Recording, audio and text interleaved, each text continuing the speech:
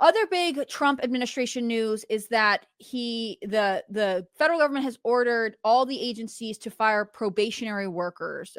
This could affect, I've read, up to over 200,000 people, about 10% of the workforce. They're saying that these layoffs are effective immediately. From what I understand, probationary workers who've been on the job for about a year have had the option to take the federal buyout. So this is from NBC News. President Donald Trump's administration began a mass firing of federal workers Thursday. The Office of Personnel Management officials met with agency leaders and advised them to dismiss probationary employees, according to a person familiar with the matter. Hundreds of thousands of people could be affected, according to the data from the Office of Personnel Management, although the exact numbers of people who we terminated is not immediately clear. Employees who have probationary status have typically been with the federal government for only 1 or 2 years before all their civil service protections have kicked in. The probationary period is a continuation of the job application process, not an entitlement for permanent employment, said an OPM spokesperson in a statement. Agencies are taking independent action in light of the recent hiring freeze and in support of the president's broader efforts to restructure and streamline the federal government to better serve the American people at the highest possible standard. What do you guys make of this? Is this a runaround from other efforts? Are you expecting to see this ramp up as the year continues? So just to clarify, this is just people who started working, but it's like any other job where you have a probationary period, like you're actually hired, but you're not fully an employee? Yeah, I think they're kind of effectively junior staff members, like they're the lowest rung of the ladder. So they've only been on the job for a year or two.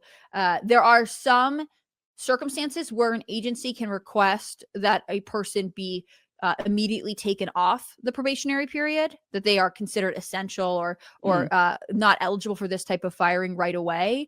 But it's not clear how many people an office could request. Like, what would be the point of this, though? I mean, wouldn't you want to make sure that the person is actually doing their job correctly? I don't understand what the end game of doing this is.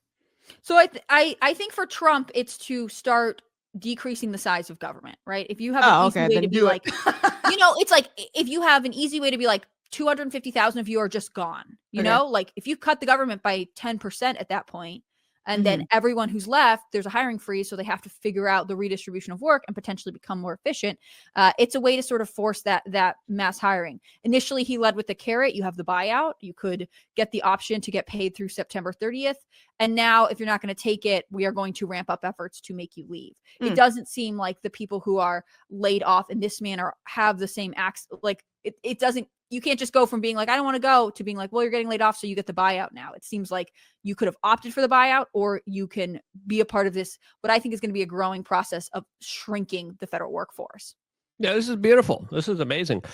Fire all of them immediately. Do it on the live stream. Let's have Donald Trump at that old kind of desk that he did during his reality TV show. I want that. I want theatrics. I want to see this in real time. But overall, I think they're just trying to finagle any way just to make the government smaller. The government is way too big. There's way too many federal employees. There's way too many rules. There's way too many regulations. There's way too many rules. There's way too many taxes. Downsizing government is purely the best way to make it more efficient, but also the best way to free the American people. So I'm totally for this. A lot of the people who were thinking that, they were going to get this kind of cushy, good government job. Luckily, it's only going to be the jobs that are going to be necessary, that are going to be around. So overall, win-win, and I think a great step. Gothix, do you think that the unions that are likely to challenge this will win, or do you think this will get stalled in court? Maybe stalled. Yeah, I mean, I can see them definitely fighting against it, but I don't know, maybe stalled. Do you think people care about the size of the federal government more now than they did in the past? I don't think I still think a lot of people seem to believe that the big government is actually a good thing, because I think a lot of people assume that the government is there to take care of them and provide services and goods. So I would like to think more people would want a smaller government, just abolish it altogether. But I don't, I think a lot of people they look at government as daddy government. Yeah. It's always hard because generally I think the government is probably not efficient, and part of that is that there are too many people. You have like all kinds of little lower level managers that aren't really doing anything, or you have people who are working from home who aren't, like, there are always ways to be more efficient. It is, obviously you want to recognize that, like, if you depend on this for your income, being laid off or whatever has real life consequences for people. It is interesting to me that there was a period of time, I know we talked about this yesterday, Luke, where basically we're like, take the out, get, leave now, get paid through the end of September, have the summer off, take a long time to find a new job. And at the time, the message from the media was like, he is terrifying people. The energy in these federal offices is very scared. How could Trump be doing this to us? And the reality is, like, or you could face a more harsh layoff. Like, a buyout now looks good in comparison. And instead, the argument is always like, how could you do this to us? We are the victims. Yeah, no, absolutely. It's absolutely so important just to have this larger vibe shift that we're having right now. And I would just disagree. I don't think it's daddy government. I think it's mommy government. I think government represents more kind of feminine female energy. And that's why a lot of Democrats who, predominantly grew up with like single mothers love government, want government. They need government in all their life because, it's very hard to kind of take responsibility for yourself. And I think a lot of these federal bureaucrats are now learning, holy crap, I got to take care of myself. So overall, it's even better for them that they're not subsidized on something that takes away their life force and their life kind of challenges that propels them forward. People need to understand. Everyone wants comfort. Everyone wants the easy way. Working for the government is the easy way. But at the same time, it creates laziness. It de-incentivizes competition. It de-incentivizes people from being able to actually roll up their sleeves and do the hard work. And then when you do roll up your sleeve and you do the hard work, you realize, wow, this is awesome. I could do this. I could do anything I want in this world. And I think this is why psychologically I'm so for getting all these people fired. I want them in the free market. I want them to compete in these larger kind of new fields of enterprise and business that are going to be open up to us through the Trump administration. I really do believe we're living in such an incredible time where a lot of people now understand, hey, it's not what the government could do for me. It's what I could do for myself, right? Forget that quote from JFK being like, what can you do for the government? No, don't do anything for the government. The government shouldn't be doing anything for you. What are you going to do for yourself? And I think Trump getting the government out of the way is the best way for him to incentivize this new kind of American renaissance that we're going through.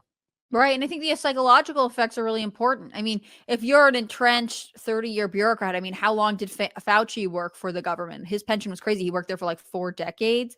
If you've been a government employee for 20 years and you basically get to say, I've always heard that to fire a government employee, it basically takes 2 years because of the bureaucratic paperwork behind it. So even if you were to get fired, it doesn't kick in right away. It seems like taking away that sort of safety net and also introducing the idea that just because you've worked here for a while doesn't mean that you are protected from being downsized could potentially be good. I mean, again, like, you don't want people to suffer unnecessarily. On the other hand, there are so many places in America looking for work. It's not like the government is your only option.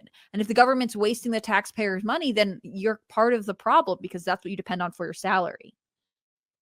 Yeah, and I think this is also going to potentially spur on a lot of kind of entrepreneurship. A lot of individuals that now realize, the government's not going to, spoon feed me. The government's not going to give me everything that I need. I got to figure it out. I got to do something. I got to, and when you look at the free market and when you look at, capitalism, we don't live under a capitalistic system. We live under socialism for the super rich and everyone else screw yourself kind of system. But under this new system, it's really going to be a way where it's like, what can I do? What kind of services can I provide? What do people need out there? What can I do for somebody else that they give me a piece of their money in order for me to help them? So I think that's the type of ideology that I've always come towards producing my videos and my content and my autistic screeching that I do through my videos.